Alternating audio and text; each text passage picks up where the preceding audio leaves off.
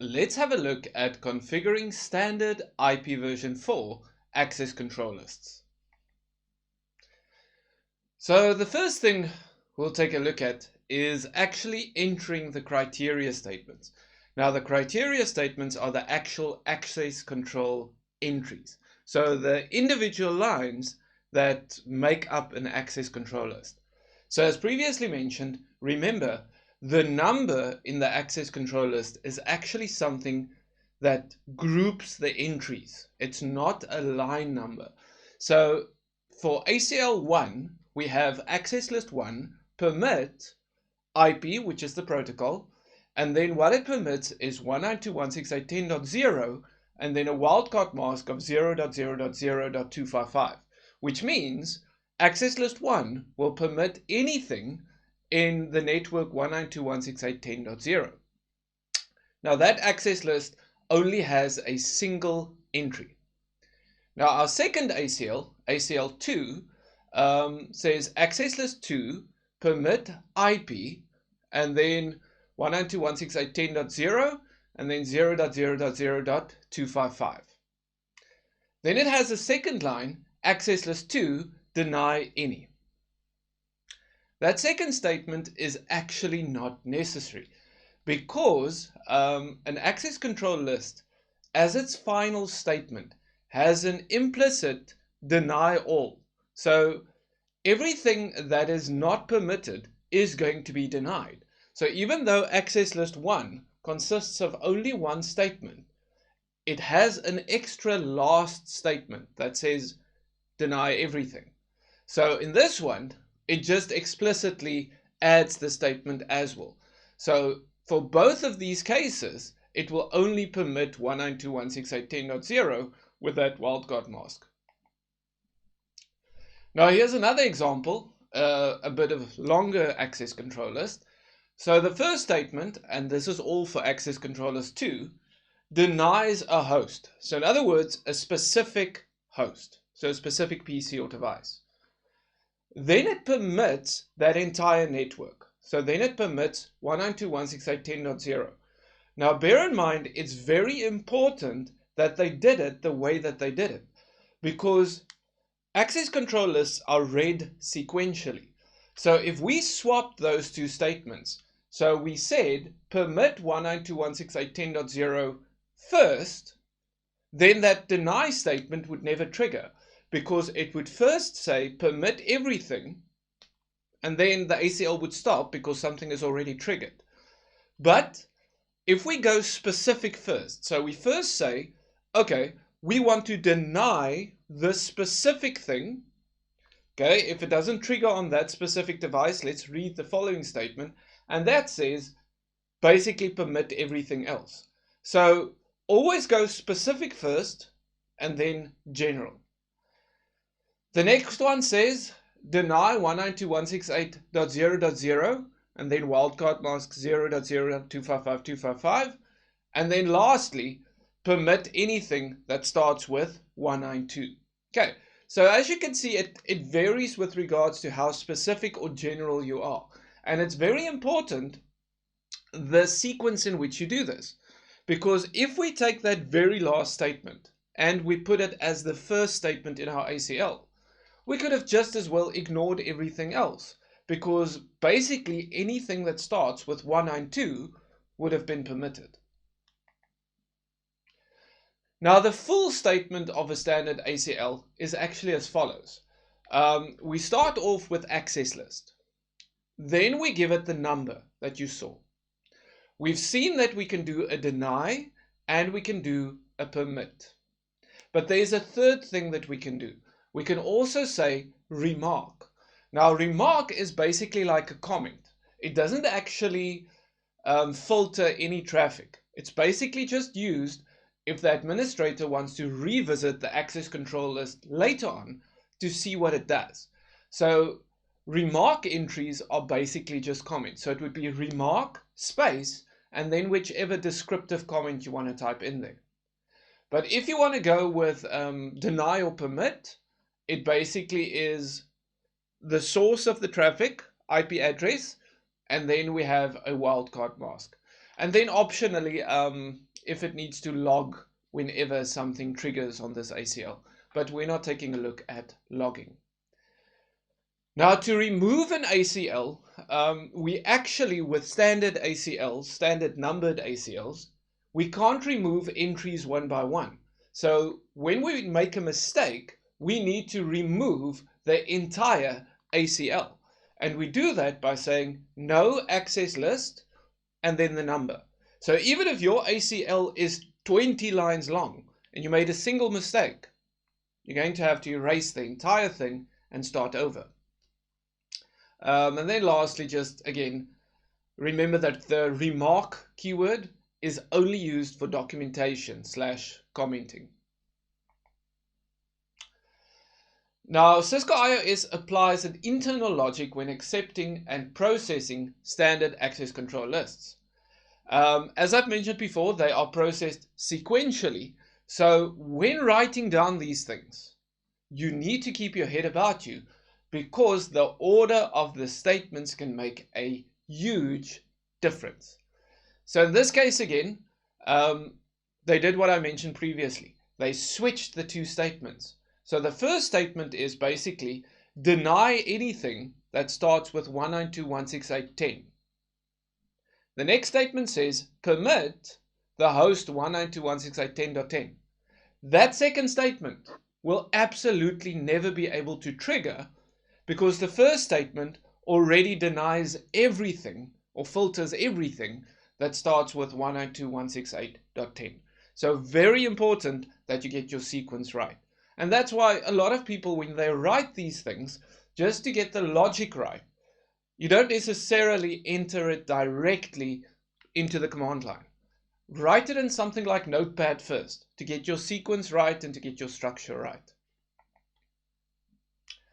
Now, once an ACL is configured, it doesn't actually do anything. It's just going to sit there. You need to go and apply that ACL to a specific interface. To do that, you go to the interface. So you go to interface configuration mode for the interface, and then you issue the command IP access group, and then you have two options. For numbered ACLs, which we've been discussing, you then specify the number. So say for instance 2. If you're working with named ACLs, which we'll get to in a minute or two, you specify the name of the access control list. Okay. Then you're not done yet. You remember we said that ACLs can filter traffic either inbound or outbound. The last part of your command is to specify that. So you have to specify whether it's in for inbound or out for outbound. So the entire command would basically be something like IP access group 2 and then in or out. Now, to remove it, if you don't want that access list associated with the interface anymore, you basically go into the interface and simply say no IP access group and then specify which numbered access list or named access list you want to remove. So here's an example.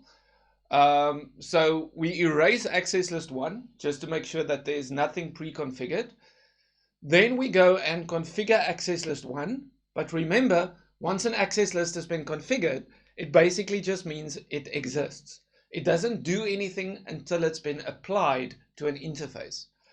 So then we go into interface gig 00 and we say IP access group, our access list number is 1, and we say it needs to filter traffic as it moves into the interface. So basically, traffic generated by the 10.0 network will be filtered as it moves into the default gateway, into gigabit 00.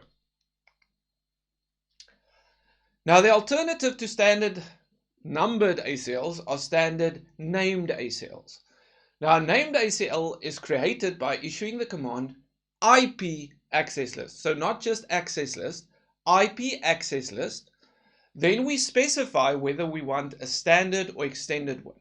So we want to create a standard one.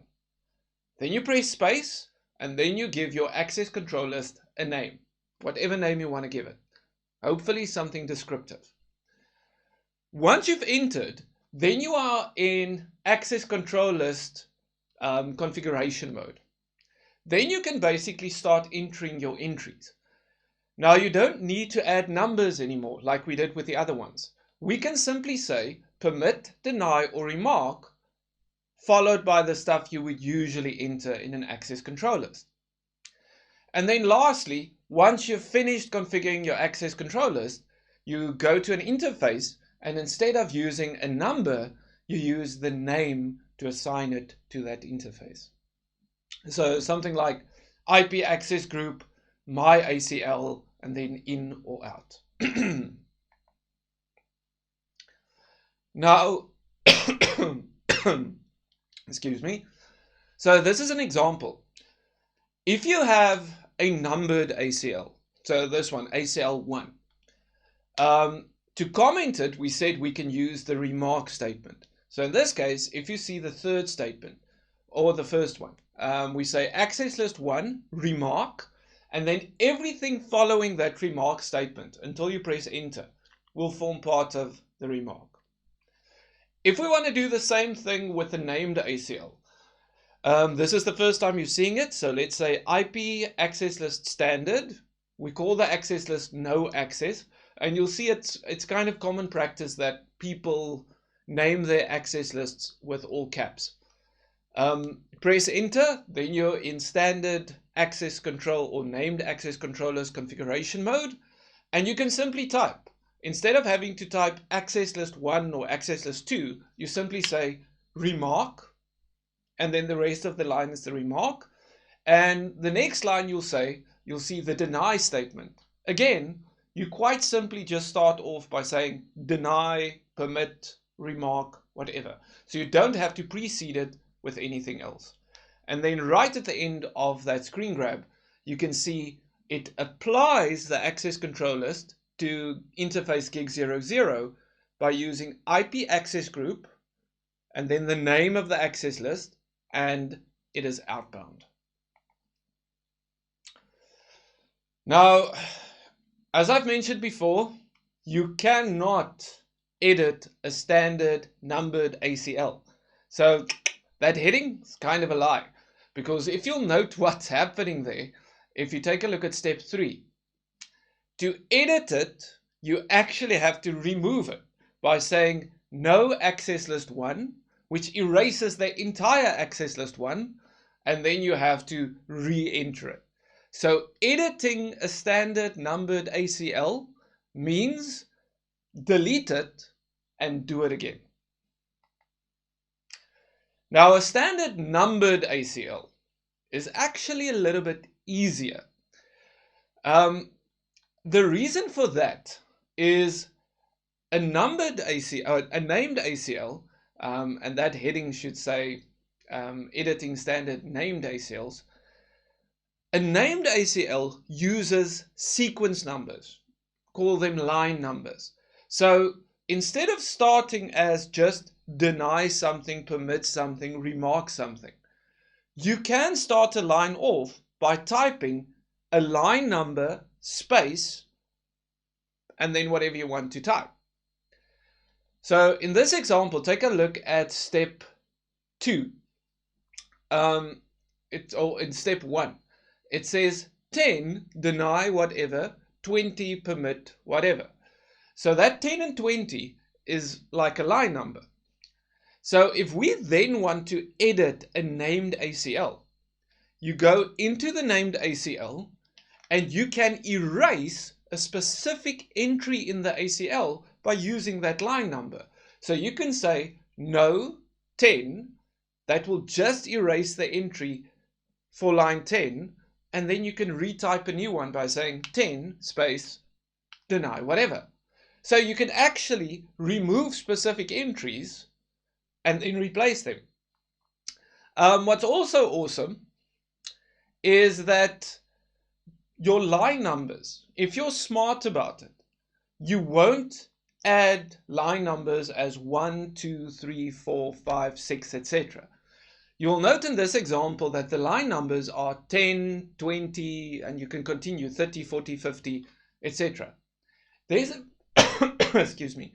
There's a very good reason for that. Because it allows us to add statements in between. If we realize we make a mistake, now we realize, listen, we need to add a statement in between the 10 statement and the 20 statement. To do that, you simply need to use a number that's between 10 and 20. So in other words, we go into access control edit mode and we say 15, because 15 is between 10 and 20, and then you enter your statement. Easy as that. It will then, if you do a show access lists, it will show you that, listen, that statement has now been slotted in between 10 and 20. So named ACLs, you might ask me, why doesn't everyone use them? They weren't always available in all versions of the iOS. So if you are working on older devices, you might be stuck on numbered ACLs. If you're not stuck on numbered ACLs, the named ACLs can make your life a lot easier because you can erase statements, specific statements, and you can actually change your sequencing. Now, if you want to verify that everything is okay with your ACL statements, you can do a show IP interface to show you specifically what ACLs have been configured on that interface. If you want to see all of the access lists configured on your device, you can do a show access lists. But to be honest, you can also just do a show running config. As per most things, show running config will show you the basic details of what you configured. If you want to see more things related to the statistics of an ACL, unfortunately show running config won't help you there. Then you really need to use show access list, because if you take a look at this screen grab, it actually shows you how many matches have been made to your specific access control statement. Now, just a word of advice, and this actually holds true for most things in networking. Always get your default run-of-the-mill network, the basics. Get it up and running. Make sure that your network connectivity works.